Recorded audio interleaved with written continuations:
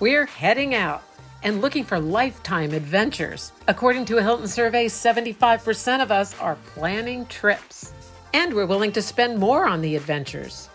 Over 50% of those survey respondents are actually saying they're willing to spend even more money than they normally would to take the trip of a lifetime post-pandemic. Where are we going? According to a U.S. News and World Report ranking, we're all over the map, from national parks, Grand Canyon and Glacier topping the list, to Hawaii, New Zealand, Paris, and New York City.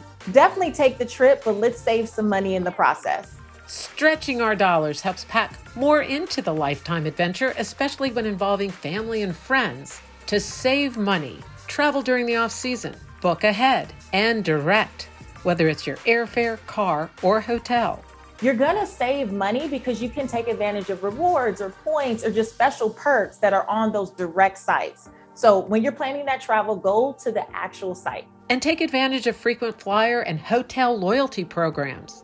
Something like Hilton Honors, or maybe even using a credit card that's connected to travel so that your everyday purchases are actually building up to earn rewards towards that dream vacation. And look for value-driven hotels, even ones with kitchens, to save some on eating out.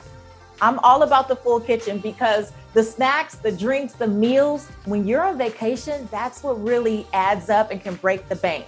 So if you get a room with a full kitchen, think of like Homewood Suites even, or a Home 2 Suites by Hilton. These rooms have full kitchens that allow you to plan your meals in advance so you can save tons of money. For more tips on planning that next adventure, go to Hilton.com.